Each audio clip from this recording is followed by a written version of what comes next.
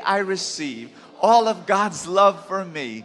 Today I open myself to the unbounded, limitless, overflowing abundance of God's universe. Today I open myself to God's blessings, healing, and miracles. Today I open myself to God's word, so I become more like Jesus every day.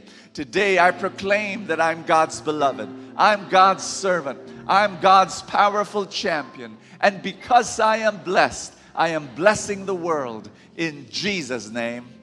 Amen. Thy word is a lamp unto my feet and a light unto my path.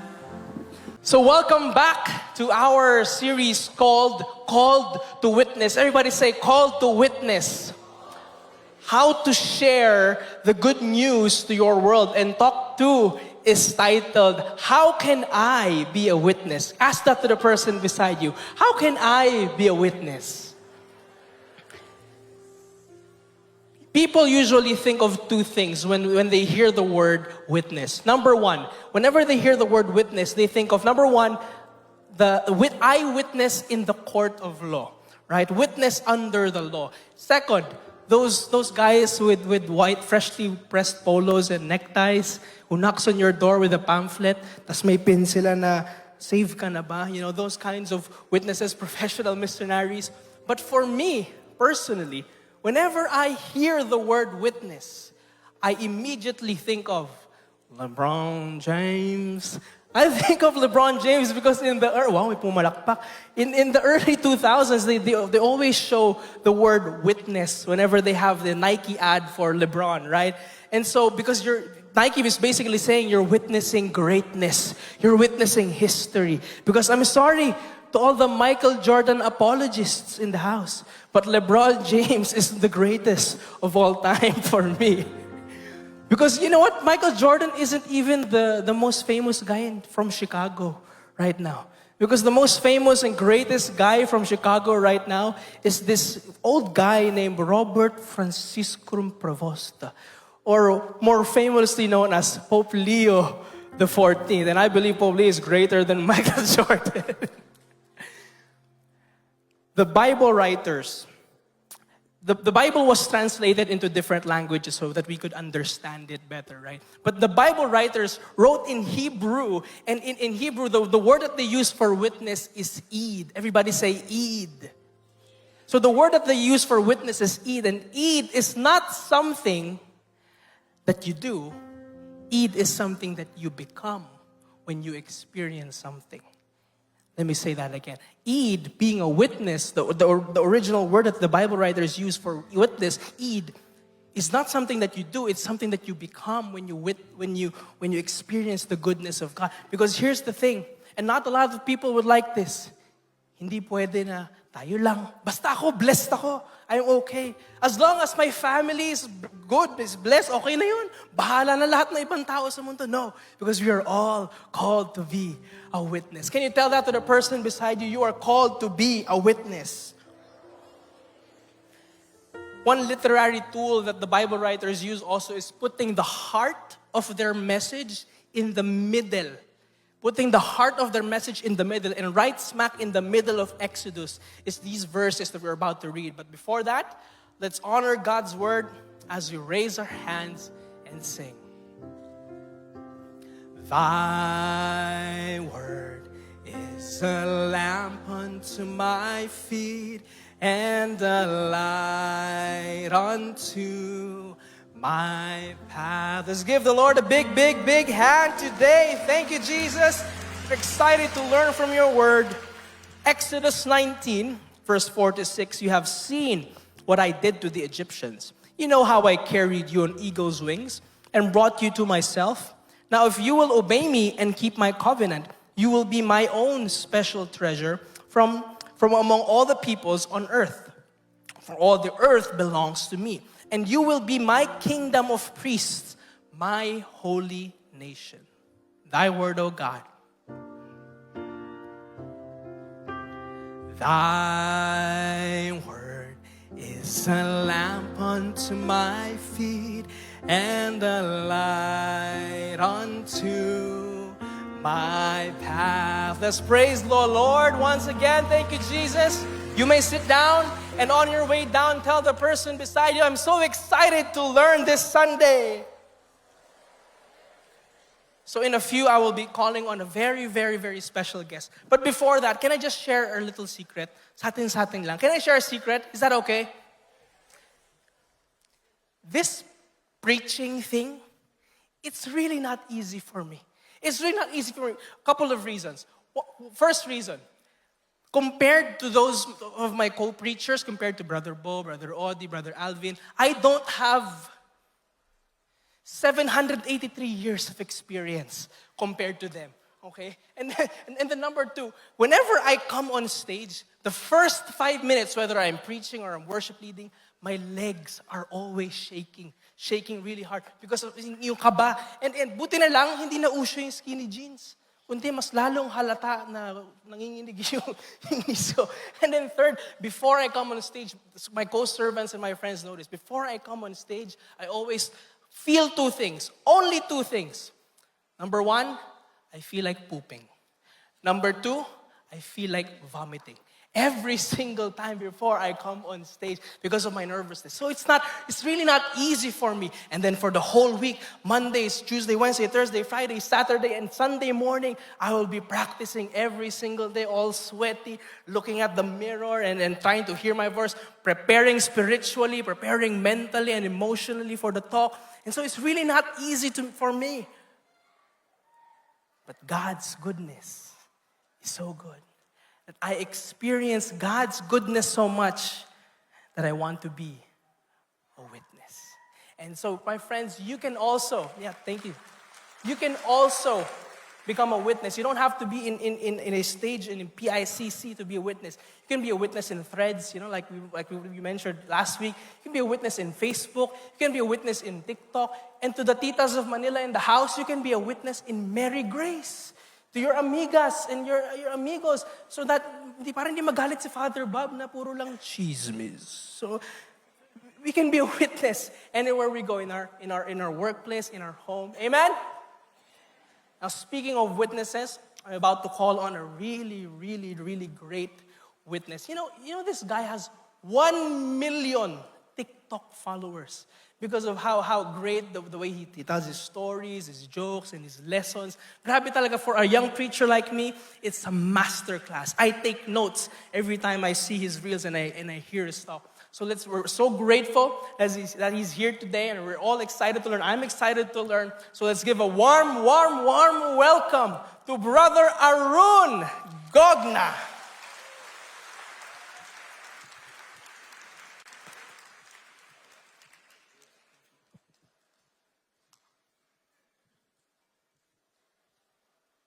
Morning. My name is Arun Gogna. For those who do not know me, Arun is not a Filipino name. Arun is an Indian name, which means sun, araw. I have an Indian name because my father is Indian. Yung nakamotor. Anong 5'6"? Tama, ang tatay ko po'y Bombay, pero ang nanay ko'y Waray. May mga Waray ba dito? Ayan, Waray buhok. No? Thank you, Lord. When was the last time you heard someone share good news to you? Gusto ko i-recall niyo, ha? When was the last time na may nagkwento sa'yo good news? Did you feel what they were feeling? Yung excited sila, na-excite ka rin. Kunyari, example, yung friend mo na NGSB. Alam mo yung NGSB? No girlfriend since birth. Wala talaga. Tapos all of a sudden, nandun sa harapan mo, anong sabi niya? Uy, girlfriend ko. Katabi niya, pinapakilala sa'yo. Na-excite ka. Bakit? Alam mo, wala ito. Ngayon meron. Tapos, kinakalabit mo. Sabi mo dun sa girlfriend, hi. Kasi akala mo nakatalikod. Kasi mukhang likod. Ha? Di ba? Nakaka-excite. O kaya yung pinsan mo na gumraduate na rin finally saan? Sa college after 10 years. Yes, di ba? O kaya yung kuya mo na tamad magtrabaho, tapos one day, may work na rin. Anong trabaho niya? Car wash person, attendant, naglilinis ng kotse. Tapos nagpadala siya ng picture sa'yo ng first day niya sa trabaho. Ganito ang first day niya sa trabaho. Kita niyo?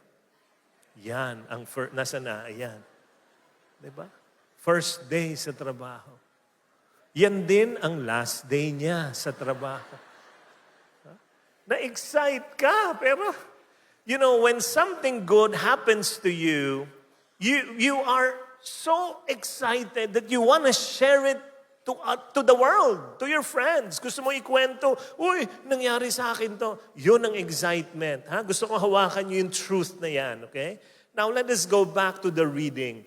And I want us to break down the passage verse by verse. So, it starts by recalling God's goodness during the Exodus. When these people, God's people, they traveled from Egypt to the Promised Land. Imagine for 400 years they were enslaved in Egypt, and then now they are traveling, going to freedom. Not just freedom, but they are given their own land, the promise of God. And then God said these words, "You yourselves have seen what I did to Egypt, and how I carried you on eagle's wings and brought you to myself." I want you to look at this powerful image. Imagine being carried on eagle's wings. Taas nyo lang kamay nyo. Sino rito ang binuhat na? Binuhat. Nabuhat na kayo. Sino rito? Patingin nga. Nung maliit kayo, hindi kayo binuhat ever? Ha? Naaalala niyo pa? No? Ang sarap ng feeling. You are being carried. Wow! Naalala ko yung mister.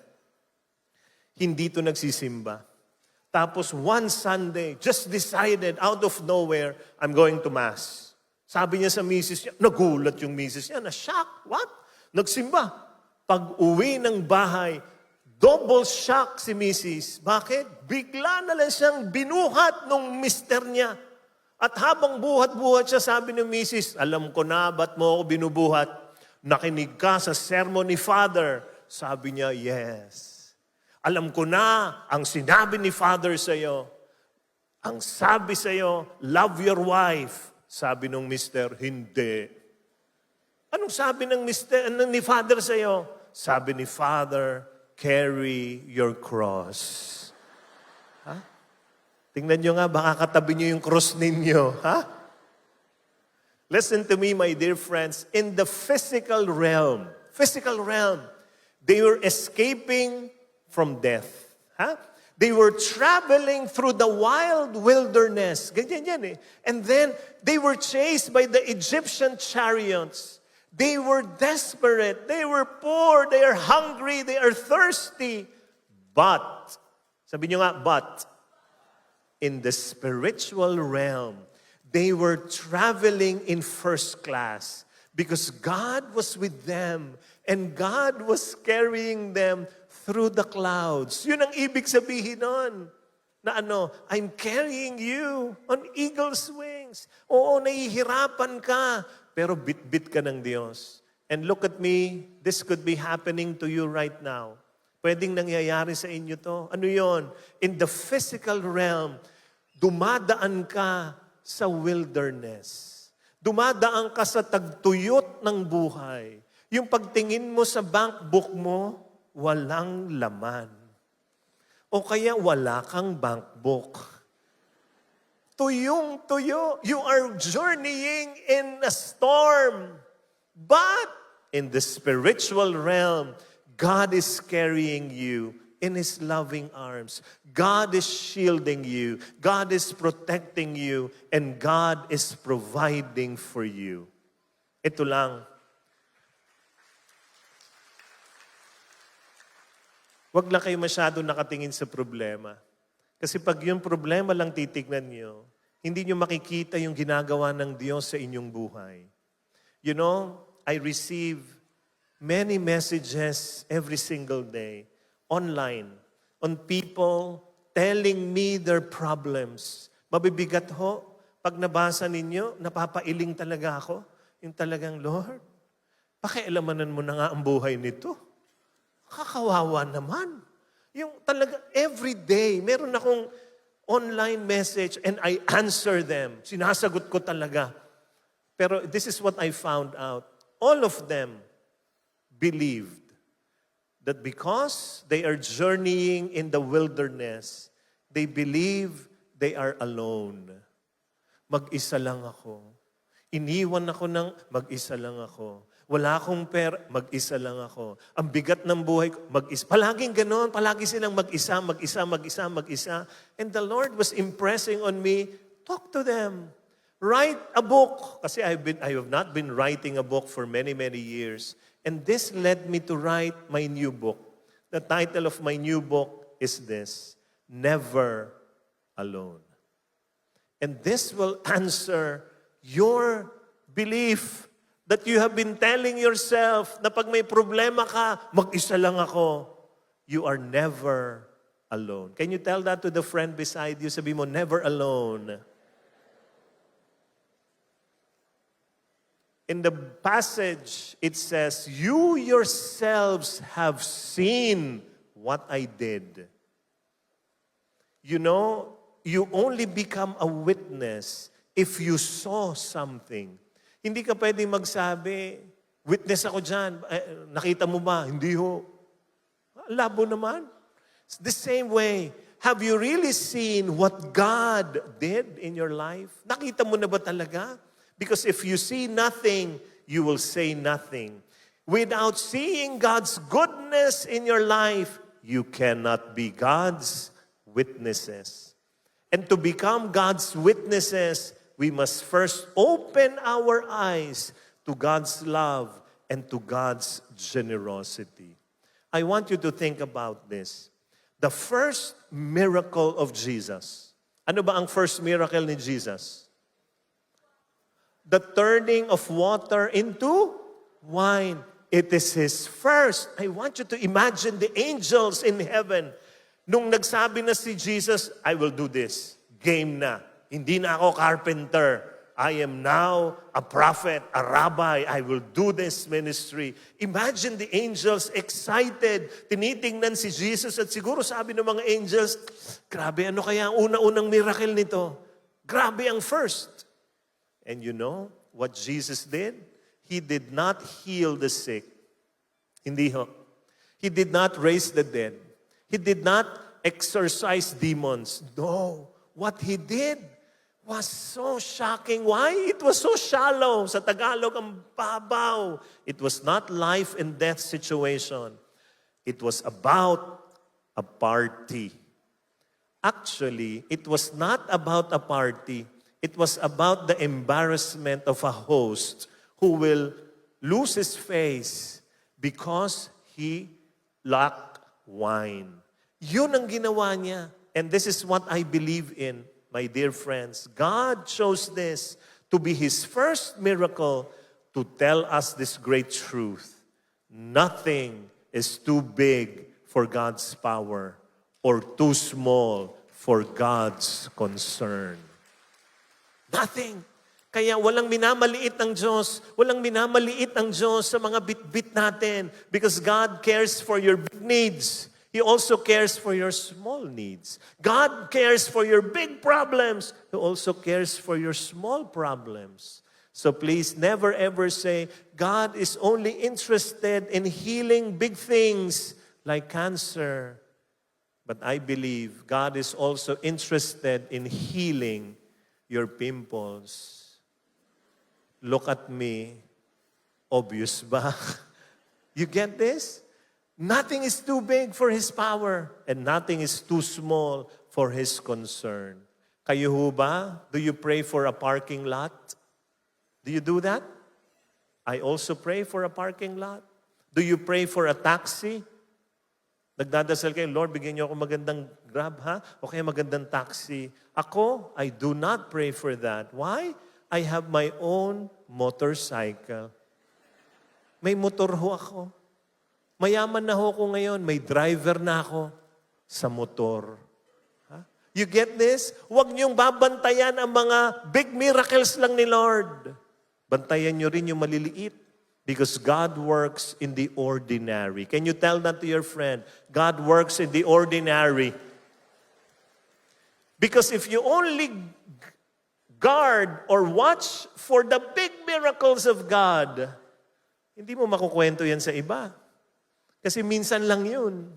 Ang pinakamarami are the ordinary miracles that the Lord is giving you.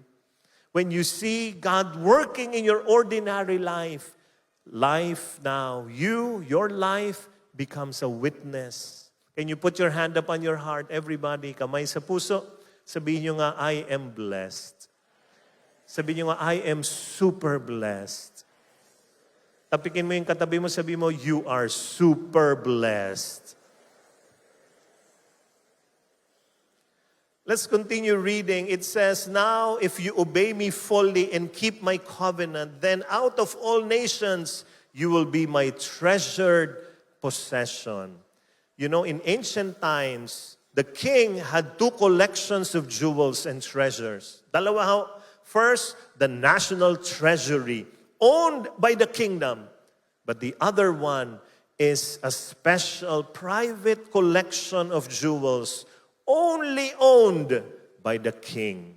My dear friends, that is personal. That is his alone. And the reading we just read tells us what? That is who we are. We are God's treasure. We are God's beloved. What do you do with the treasure? Anong ginagawa niyo sa mga kayamanan? Ibinabaon. Hindi, wag niyong ibaon, ha? Ipakita sa mundo. Pahalagahan. Bakit? Because you are God's treasure. Can you tap your friend? Sabi mo sa kanya, you are God's treasure. And because we are God's treasure, we have a specific role. And it says in Exodus 19 verse 6, although the whole earth is mine, you will be for me a kingdom of priests and a holy nation. When we talk about priests, you know what comes into your mind? To our minds, is this. Yung nagmimisa, yung nasa altar, yung nagbibinyag ng mga bata, yan kaagad ang pumapasok sa isip natin, di ba? But once you read, or the writers of Exodus, when they write there, kingdom of priests, you know what it means? It means representative. Yun ang ibig sabihin. What is a representative? Someone who represents God to His people and someone who represents people to God. They are in the middle. They are mediators between God and man. So how? All of us are priests. How can we fulfill this duty? The answer is the whole series of this talk. Ang sagot po, we have to be witnesses to God's goodness. We have to be. You know, after we experience the goodness of God, the natural outflow is to tell people about the goodness and become His aid. Tayo na ang witness. Bakit? May nangyaring kabutihan sa buhay ko. Ikukwento ko ngayon sa iba. And now let me tell you 4 ways of becoming God's witnesses. First is very important. Please, tell stories. Tell stories with grace. Tayong mga tao, gustong-gusto natin ng kwento. Di ba? Pag may nagkwento, lahat tayo napapalapit. Uy, may kukwento ko sa inyo. Ano yan? Gusto natin yan. If you want to help a person change his life, tell stories, not sermons. Leave the sermon to the priest. But us, lay people, we want to tell stories because stories are powerful. Who are parents here? Can you see the hands of parents? Parents, listen to me, parents. Please do not tell sermons to your children. Tell them stories. Sermons don't work anymore. Pag meron kang gustong ituro sa anak mo, magkuwento ka. Ang tigas-tigas ng ulo ng anak mo. Diba? Kung ano-anong ginagawa, talon ng talon, ikwento mo, anak, alam mo, may isang kwento, may isang bata, talon ng talon, na bagok ang ulo. O di tumigil. Diba? Ganyan. No? Ayaw umuwi ng maaga, anak, may kwento, may white van na dumaan, kinuha yung bata, mga ganyan. Takutin nyo. No, tell stories because stories are powerful. Another way is this, show illustrations. Mas dumidikit yan, mas handle natin yung may illustration na may kwento pa. Let me tell you a story, my story. When we were young, maliit lang po kami nito kuya ko, was 5 years older than me, 5 times bigger than me, ang kuya ko. 2 lang ho kami, pero we never shared anything in common. Palagi ho kami nag-aaway. Away na away, araw-araw. Alam niyo yung nanay ko? Nako, sasabihan talaga kami, mga anak, 2 na nga lang kayo. Magmahalang kayo. Tandaan nyo, iisa lang kayo. Di lalo kaming nalito. Dadalawa kami, pero iisa. Kaya ibig sabihin, nalilito kami. Ay, wala, away kami ng away. Araw-araw, si mama, sermon ng sermon. Wala. Alam nyo ang sermon? Tingnan nyo ako ha. Pumapasok dito. Tapos saan pupunta? Umiikot-ikot muna. Bago lumabas dito. Ganon ang sermon. So kami wala, away pa rin. And then one day, I do not know where my mom got this, but I think she got this from the Reader's Digest. Pag uwi ni mama, may dala siyang cake. Anong klaseng cake? Johnny's cake. Alam niyo ba itong Johnny's cake? Sinong nakakaalam nito? Taas ang kamay. Yan ang mga matatanda. Narinig ko lang yan ha? Ko alam yan, ha? Johnny's cake. Eto na! Nako, pagdating ni mama may dalang Johnny's cake, lalo kami nag-aaway nung kuya ko, akin yan. Sabi ng nanay ko, tumigil kayo. Tapos nung binuksan ni mama yung cake, lalo kami nag-aaway. Bakit? Chocolate cake. Away kami, akin yan. Si mama, tumigil kayo. Tapos naglabas ng kutsilyo ang nanay ko. Ibinigay sa kuya ko. At ang sabi niya sa kuya ko, Jimmy, binigay mo na. Hinawakan ng kuya ko yung kutsilyo. Tapos tiningnan ako ng kuya ko, sabi niya, hehehehe. Ako naman, bumait. But the situation turned when my mom said these words. Sabi niya sa kuya ko, Jimmy, you cut the cake. Aaron will choose his part. Sabi ko, bakit? Pag hindi pantay ang hiwa niya, kukunin ko yung malaki. Yung kuya ko nag-isip, kumuha ng upuan, umakyat sa upuan, tiningnan yung cake, tiningnan yung kutsilyo, tiningnan ako, yung cake, ako, yung kutsilyo, ako. Inasinta yung cake. Hinati niya ng pantay na pantay. Tapos binigay niya sa akin yung kalahati. Sa kanya yung kalahati. And for the first time in our life, kumain kaming magkakampi. Grabe. Doon namin naintindihan yung sinasabi ng nanay namin na 2 nga kayo, pero iisa lang kayo. Doon namin nakuha. Hindi doon sa sermon niya, doon sa pinakita niya sa amin. Yung kwento kong ito ay para sa 2 anak lang. Pag marami kayong anak, problema nyo na yan. Ha? Mag-isip na lang kayo. Ha? But you need to tell stories. Please tell stories of what God has done in your life. Sino rito maraming ginawa ang Diyos sa buhay niya? Taas ang kamay. Ikwento nyo yun sa mga tao. But how do you tell that? The second way is this. Please speak from your heart. Talagang galing sa puso. People love stories, but especially stories from the heart. We are drawn to sincerity. We are attracted to natural joy. When we see raw excitement, well, you know what happens to us? We also get excited. So dapat galing sa puso. Hindi pwedeng galing sa nguso lang. Galing sa puso. But the third is very important. The third way is this: discern if the reader is ready.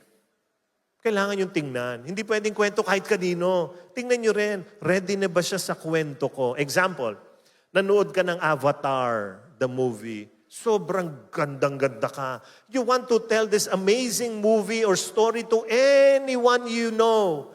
Pagkatapos mo manood, may pinuntahan kang kaibigan mo. Yung kaibigan mo, at that moment, alam na alam mo kaya mo pinuntahan namatay yung kanyang aso. Lungkot na lungkot siya. Itong tanong ko sa inyo, lalapitan niyo ba yung kaibigan mo? Sasabihin mo, friend, grabe yung Avatar. Panoorin mo. Pag ginawa niyo yun, lalong iiyak yung kaibigan niyo. Bakit? Kasi yung aso niya mukhang Avatar. Lalo pa niyang naalala, kailangan ready. Pag hindi ready, pray for it. Pag ready na, game. May ginawa ang Diyos sa buhay mo na kailangan niya marinig. Bakit? Kasi yun din ang dinadaanan niya. Then you tell your friend. But the fourth is important. You have to let your life speak louder than your words. You know, my good friend Ralph Waldo Emerson, good friend ko yan, ha? Sabi niya, what you do speaks so loudly, I cannot hear what you are saying. Grabe, no? Whether you like it or not, my dear friends, your daily life is a walking billboard of Jesus. Yes, billboard yan. Yung buhay mo. Nakikita ng mga tao yan. Ano ang pinapakita mo? You know, after being immersed in ministry for 42 years, I've been serving God for 42 years. I started 1-year-old ako. Ganyan, no? This is what I've realized. That the best marketing strategy of God's kingdom is our selfless kindness. Are we kind to people? Or are we only kind to animals? Sana kind tayo sa tao. Tayo mga nagmamaneho ng sasakyan, mabait ba kayo sa mga mababagal magmaneho? Diba? Minsan, parang gusto mong babaan ng bintana at sabihin, bilisan mo! Malanggas! Diba? But are we kind? Because this is what Jesus said. Look, in John chapter 13:35, He says, by this, everyone will know that you are my disciples if you love one another. Mahal niyo ba ang mga katabi niyo? Tingnan niyo nga ulit. Ililibre ka ba niya ng lunch after the feast? Yes na yes ka talaga. Di pa siya nag-yes ka na. But this is the word of the Lord to us. They will know if you love one another. Let us be witnesses to the love of God. Napakahalaga niyan. Yung sa buhay natin, nakikita ng iba. Kahit makalimutan tayo, basta maaalala nila ang Diyos. One time, I was in a mall, naglalakad. Bigla na lang may lumapit sa akin na babae, tita, ganon. Bigla akong hinawakan dito sa arms ko. Tapos ginaganyan-ganyan niya ako. Sabi niya, finally, nakita rin kita. Sabi niya, ako ang #1 fan mo. Pinanunod kita sa YouTube, sa Facebook, nakikinig ako ng podcast mo. Ako ang #1 fan mo. Binabasa ko mga libro mo. Talagang ganun na ganun ako talaga, no? Tuwan-tuwa siya, maiyak-iyak, tapos mamaya, picture tayo, picture kami. Tapos ulit-ulitin niya, at itong sinasabi niya, pag naririnig kita, naririnig ko si Jesus. Ang sarap ng feeling. Pag naririnig kita, naririnig ko si Jesus. Tapos sabi niya ganyan, ako ang #1 fan mo. Alam ko lahat ng talk mo. Kaya ako nagpapasalamat kay Lord sa buhay mo. Kaya thank you so much, Brother Bob Arum. Naging boxing promoter pa ako bigla. Number 1 fan yun, ha? Hindi niya alam pangalan ko. Bob Arum. Pero kahit na, naririnig naman niya ang Diyos. Kailangan natin mag-witness sa buhay natin. Nakikita ng iba yan, lalo na sa mga anak nyo. Itong giving ninyo, do you know, parents who are here, your giving is a witness to your children. Katabi niyo yung anak nyo, tinitingnan yung pagbibigay niyo. Let me tell you a story, ha? Hindi ko to binanggit sa first session, but I feel like I need to tell you this. Nung maliliit pa yung mga anak ko, si Johan, my son, Helene, my daughter, nagsisimba kami sa parish, simba kami. This happened a few years lang. Love offering. This is what we do. We give our love offering to our kids so that they will be the ones to put in the basket. Ganun kami. Sila magbibigay. One time, binigay ko kay Johan yung ilalagay namin. You know what Johan said to me? Maliit pa siya nito, 13 yata. Tiningnan niya. Alam mo sabi niya, Dad, this is too much. Ang laki nito, Dad. Yung bibigay mo kay Lord. Alam mo sabi ko sa kanya, wala pa yung basket, palapit na eh. Sabi ko, anak, can you look at our life? Look at the blessings of God in our lives. Sige nga, can you recall? Can you look? Isip-isip siya. Tapos sabi ko sa kanya, now, look at that. Yung ibibigay natin. Is that too much? Is that too big? Alam mo sabi niya, no, it is not. Exactly. Tapos lagay siya. Mga 100,000 yun nilagay niya. Hindi ba kayo ganun dito? Akala ko malaki magbigay mga tao dito. Ha? Yung ganon. And you know what happened to Johan? After a few years, grabe, nagulat kami sa feast. Kumuha siya ng envelope. Sinusulatan niya, love offering envelope. Tapos nilalagyan niya ng pera na hindi namin nakikita kung magkano. Tapos sinuhulog niya every Sunday. So kami, nag-isip ng konting mag-asawa, kami nila Lane. Nag-isip kami, sabi namin, sandali lang. Walang baon ang mga anak namin. We don't give them baon in school. Pagkain, pera, no. Saan niya kinukuha yung pera? Saka magkano kaya ito? Yung mami nila, hindi mapakalian eh. Kailangan niya makita yung laman. So one time, nagsulat si Johan, nilagay niya, tapos lumabas lang siya ng holding room sa feast. Sila Lane, takbo ka agad. Binuksan yung sobre. Tapos binalik. Tapos sinabi niya sa akin, Love, 500 ang binibigay ni Johan. So ako talaga, ha? Saan niya kinukuha yun? Tingnan mo yung wallet ko. Ha? Alam mo kung saan niya kinukuha? Nung napaamin na namin. Grabe, oh. Alam mo kung saan? Sabi niya ganyan. Sa mga Christmas gifts sa akin, lahat ng ninong, ninang, pag binigay sa kanya, iniipon niya, tapos weekly, binibigay niya kay Lord 500 pesos.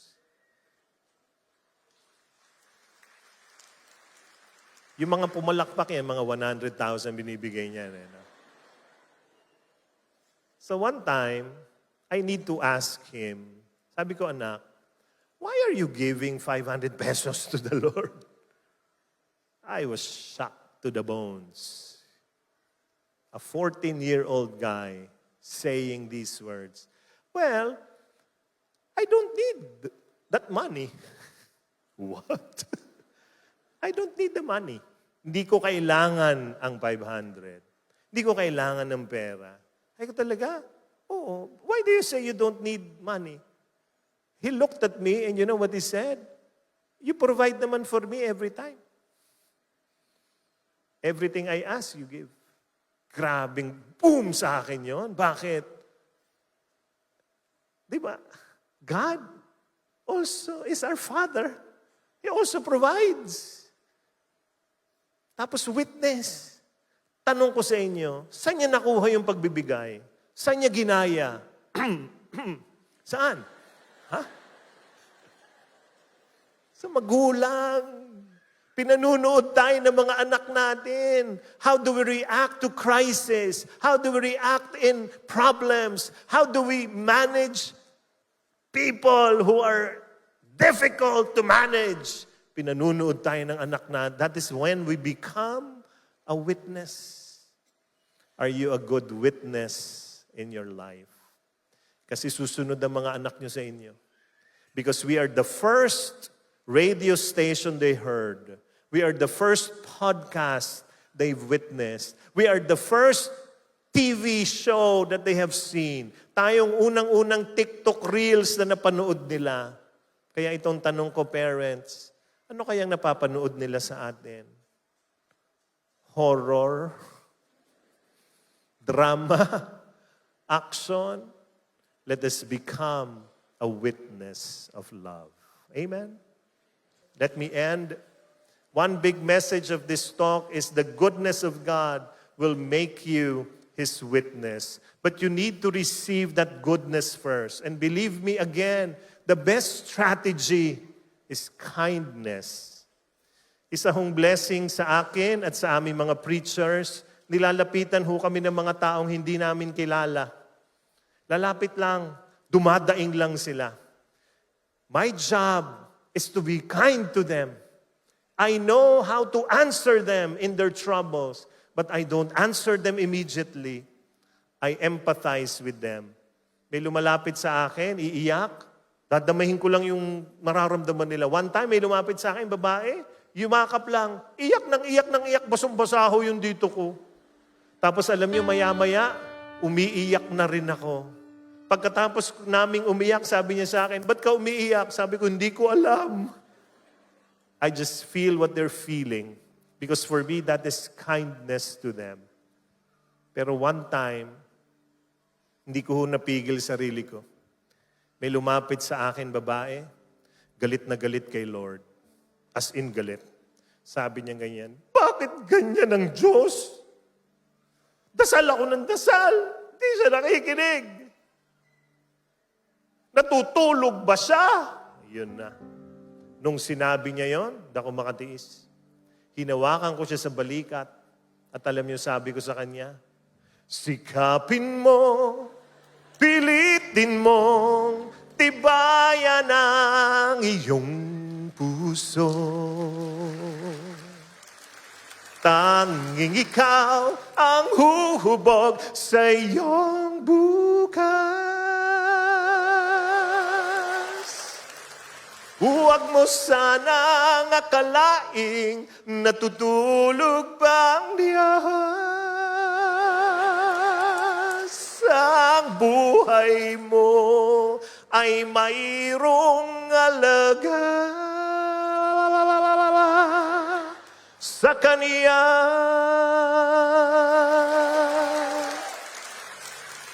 Alam niyo ginawa niya? Nagpunas ng luha, tapos sabi, pa-picture. Look at me, my dear friends. Look at me, please. I do not know what you're going through right now. Hindi ko alam ang dinaraanan mo sa buhay, ha? Hindi ko alam kung anong bagyo ang dinaraanan mo, kung anong tagtuyot, kung anong wilderness ang dinaraanan mo. Hindi ko alam yon. But this is what I know. You are never alone. Never ever alone. Hindi papayag ang Diyos. Dadaan ka sa hirap ng buhay na mag-isa ka. Nagpadala na siya ng mga taong tutulong sa'yo. Hinanda na niya yung dadaanan mo. You are never alone. Do not believe that. That's a lie. The truth is God is always with you.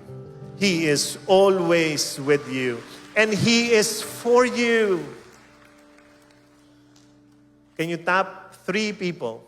3 tao ha, lakasan nyo, tapikin nyo, sabihin mo sa kanya, you are never alone. Go, you are never alone. You are never alone. You are never alone. But I also believe in one thing. Yes, you are never alone. Pero may isa pa. Look at the screen, everyone. I believe in this, that while I sleep, God is solving my problem. So this is my encouragement to you. Huling hirit ko na lang po sa inyo bago tayo magdasal. Look at me please. Matulog ka. Yung iba kasi sa inyo, tulog na, nagtatrabaho pa eh. You know? Baka you have done everything already and nothing is working anymore. Baka meron ka pang isang hindi ginagawa. Ano yon? Sumuko sa Diyos. Surrender to God. Maybe that's the only thing you need to do today. Paggising ho kayo, hatawin niyo ang buhay ha. Gandahan niyo. Give your best when you're awake. But at the end of the day, the best thing to do is to surrender to God and sleep. Because while you sleep, your God is solving your problems.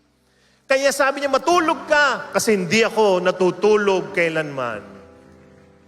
So whatever you're going through today, try to surrender.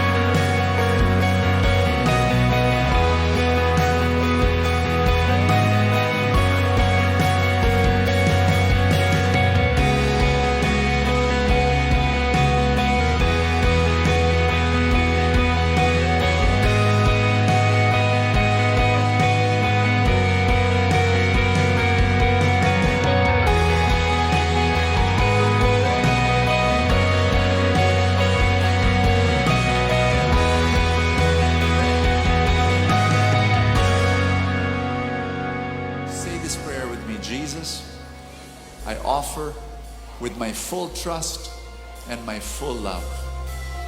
And I believe you will bless me more so I can give more. In Jesus' name, amen.